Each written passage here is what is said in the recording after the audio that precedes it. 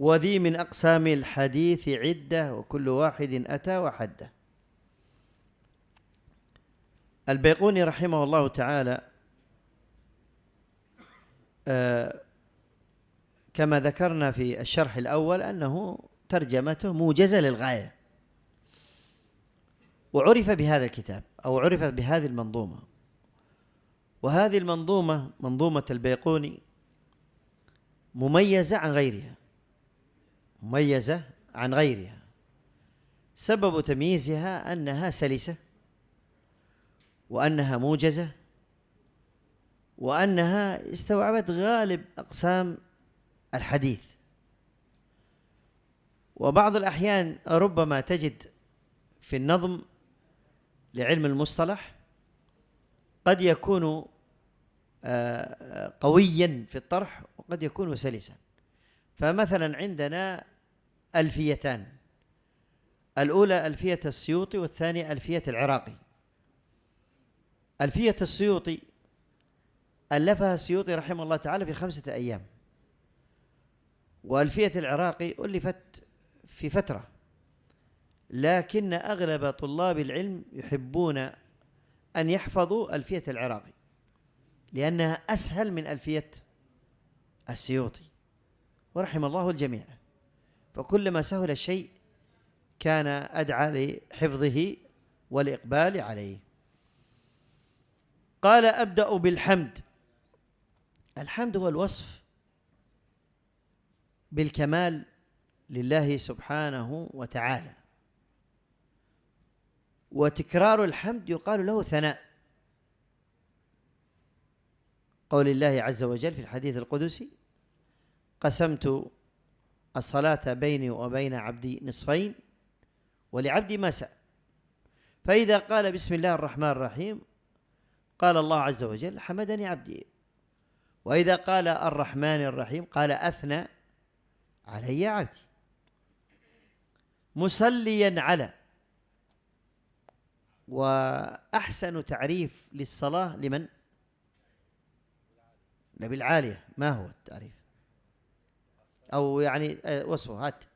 الصلاة من الله، والصلاة من الملائكة، والصلاة من البشر الدعاء. أحسنت. طيب، والذي قال الصلاة هي بمعنى الرحمة من الله، هل أصاب أم أخطأ؟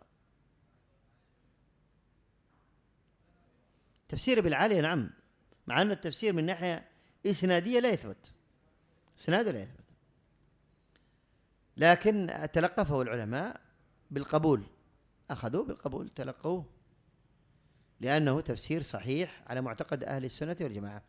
أما تفسيره وقوله الصلاة من الله من قال بالرحمة،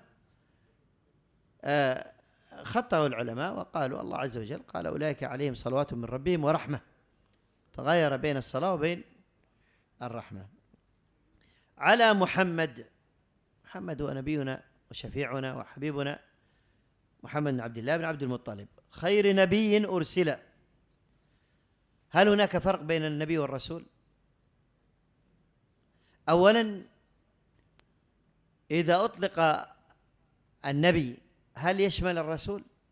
جواب لا، لكن إذا أطلق الرسول يشمل النبي، فكل رسول نبي وليس كل نبي رسول، هذا لا بد أن تعلمه.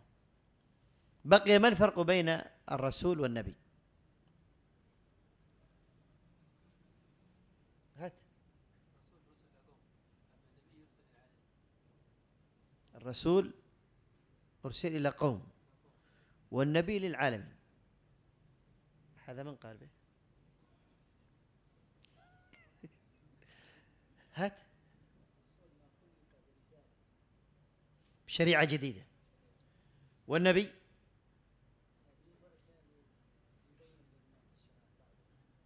شرع من يعني شرع الشريعة التي جاءت قبله يجددها ويدعو إليها. هذا هو السائد، هذا هو التعريف السائد. صحيح أن الإشكال في آدم عليه السلام، آدم نبي وليس رسولا، فبعض أهل العلم قال هو مستثنى، بعض أهل العلم قال هو مستثنى من هذا، وإلا الأصل على هذا. لكن عند أن تقول أن الرسول الذي كلف بتبليغ الأمة أو كلف بتبليغ قومه، والنبي لم يكلف لكن يجدد الشريعة، هذا غير صحيح. فالتبليغ يأتي من الأنبياء ويأتي من الرسل، لكن مهمة الرسل أعظم من الأنبياء. يكون الرسول من أتى بشرع جديد، والنبي من يجدد هذا الشرع. وقلنا يستثنى في ذلك آدم، وهذا كلام شيخ الإسلام ابن تيمية رحمة الله عليه. وذي من أقسام الحديث عدة وكل واحد أتى وحده. وذي يعني هذه اسم إشارة، وطبعا بعض الأحيان توجد الهاء، تظهر الهاء، وبعض الأحيان تختفي. بعض الأحيان ترى في الأبيات شعرا ونثرا ذا، وبعض الأحيان تجد هذا. فماذا يقولون عن الهاء؟ يقولون الهاء للتنبيه. الهاء ليش؟ للتنبيه. أما ذا اسم إشارة مبني على السكون، قد يكون في محل رفع فاعل أو مبتدأ وغيرها من المرفوعات. وذي من أقسام الحديث عدة وكل واحد أتى وحده. هذا يدل على أن الحديث له أقسام. هناك قسمان رئيسيان في الحديث: القسم الأول القبول، القسم الثاني الرد، الصحيح والضعيف. فندخل تجوزا في الصحيح، ندخل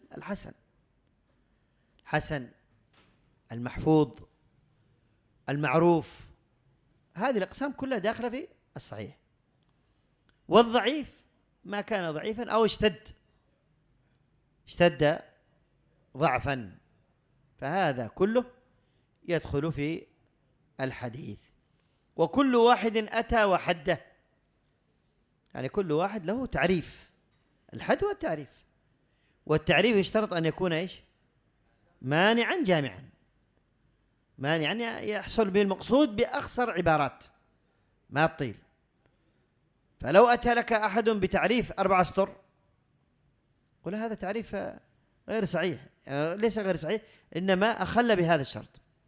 إنما كلما أوجز وكان مانعا من أي خروقات، هذا هو التعريف الصحيح. طيب بهذا القدر نكتفي، الحمد لله.